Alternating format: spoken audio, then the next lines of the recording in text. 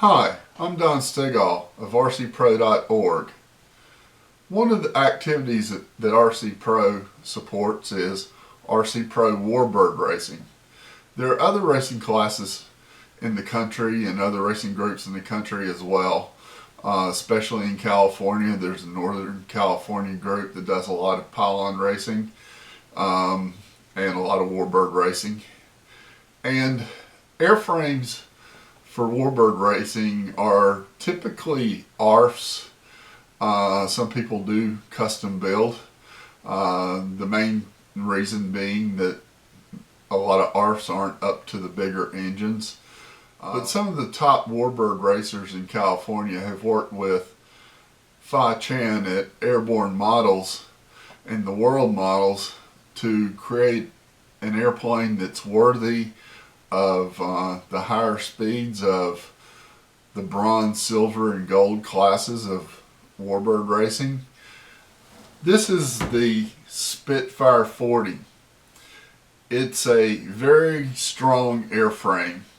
Things like a solid stabilizer instead of being built up, and it's 5/16 thick, so it's plenty strong. I believe the fin and rudder are 1/4 inch. But they're tapered down.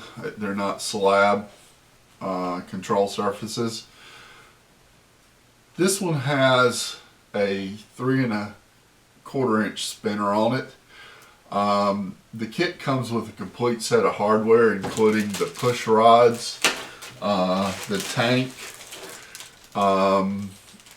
and all the control linkage hardware that you need. This airplane also has retractable landing gear on it, and these are electric retracts, so no extra servos required for them. I'll try to demonstrate those later. But this wing, even though it has open bays on top, is very strong.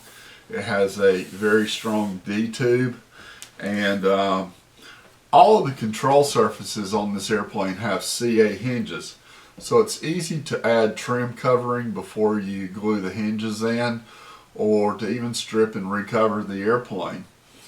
Now, stripping and recovering the airplane is not nearly as necessary as with some other manufacturers' airplanes, because the World Models has been very kind to the racing community and has produced airplanes in multiple color schemes. This one comes in solid white, solid yellow, red with white trim, and camouflage. So you have a lot of opportunities for customization. The covering that the World Models uses is called Teflon. It is not a high temperature covering. If you try to use a monocoat on top of this, you'll destroy the covering, because monocoat requires high temperatures. The highest you want the iron to be with this covering is 275 degrees. They sell Teflon in a lot of different colors and checkerboards, and it's real easy to create a nice color scheme without a whole lot of work. This airplane has wing fillets on it, which some of their warbirds don't. That should help the speed of it. The canopy can be screwed down, but a lot of people wouldn't want the extra drag of the screws, so gluing the canopy on would be a good idea. It has a fiberglass cowl, and the spinner is a 3 1/4 inch spinner. This spinner should not be used with any 4-stroke engine or any 2-cycle engine that turns over 10 to 11,000 RPMs. With the 4-stroke engines, the compression of the plastic back plate can let the prop come loose. I recommend the Dave Brown Vortex spinner, and if you get the Dave Brown Vortex spinner, get the long spinner nut adapter, and it'll work out just fine for you. This one happens to be for a YS engine that I'm going to show. This airplane was designed for bigger engines. With the heavier tail, it needs a little more weight up front than a 40 or 46 size engine. So if you do run a 46 or 40 on it, you're going to have to add some weight up front or really shift things forward. So it can easily handle 60 size engines. You could even put something like a OS 95AX in it if you want to go two-stroke.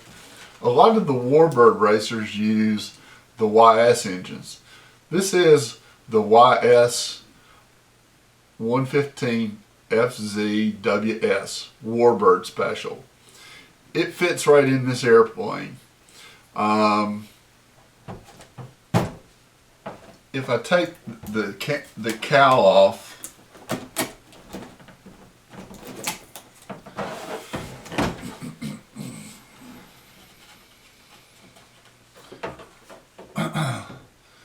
I've turned the airplane over and taken the cowl off.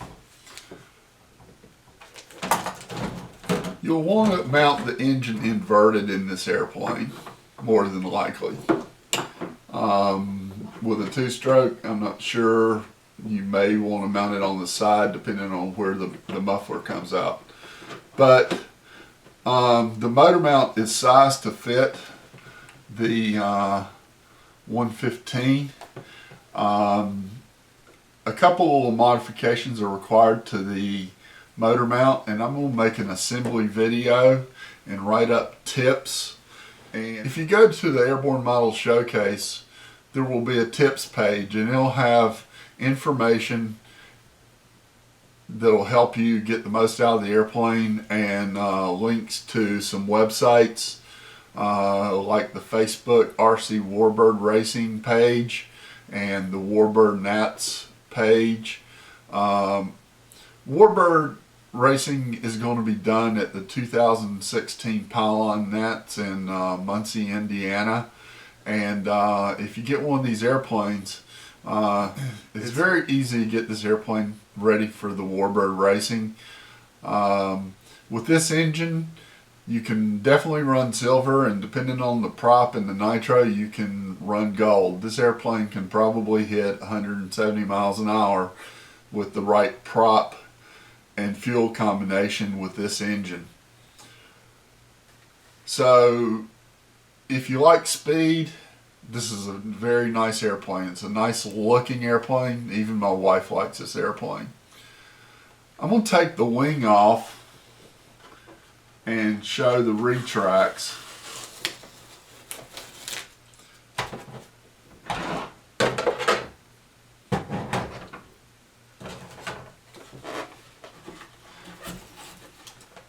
And I'm also going to show another feature. Because this airplane is designed for higher speed, it has bolts at the front and the back of the wing, even though it's got a key at the front of the wing. I highly recommend that you knock out these blind nuts and tap these holes for 1/4 nylon bolts. Metal to metal can vibrate loose, and you'll have to check the bolts after each flight. So switching out to nylon bolts is highly recommended. I have the retracts hooked up to a Y harness, and I have the radio on already, and it's hooked up to a receiver.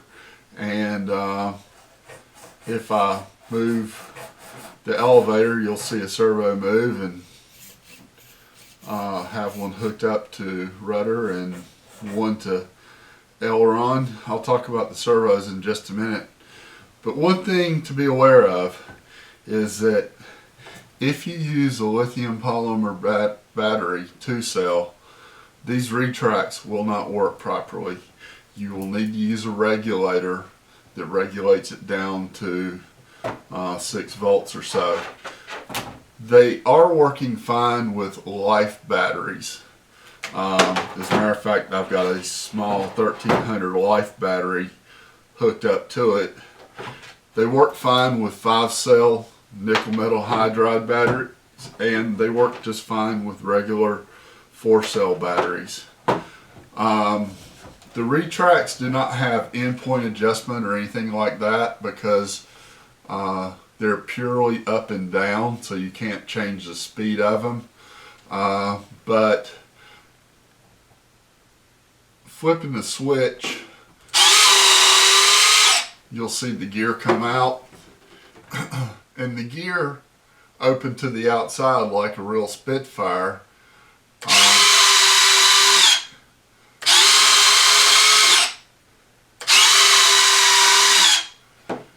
So with them tucked away, you should have significant speed gains. You could set them up in the down position permanently, but I don't see any reason to do that. There are some minor issues with the struts turning. In my assembly video, I'm going to show a modification to the retracts that is supposed to help that. It's not necessary, but if you don't take any action on the retracts, you may have to check them before each flight and make sure the airplane rolls straight. Otherwise, you could wind up nosing over, and in a pylon race, nosing over on takeoff will get you no points. So this plane makes a excellent warbird racer, but it can also just be a fun sport plane. It flies very well from what I've been told, and the ability to decorate it and personalize it is a big bonus. You won't have an airplane that looks just like all the others out at the field. And with it being a warbird, you can take it to warbird fly-ins regardless of how you decorate it. And I'm looking forward to getting this airplane together. I will be doing an assembly video. It may be a multi-part assembly video so that I can space out my work. I've got a whole lot of things to do right now.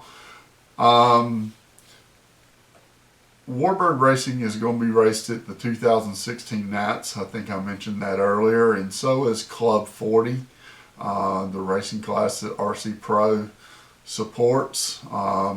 So there are a lot of opportunities for almost anyone to race at the 2016 Pylon Nationals in Muncie, Indiana. So get you a warbird or get you a Club 40 airplane and come join us in July. And thanks for watching. I hope you'll keep up with my videos on engines and airframes and all kinds of other radio control interests. And thanks for watching.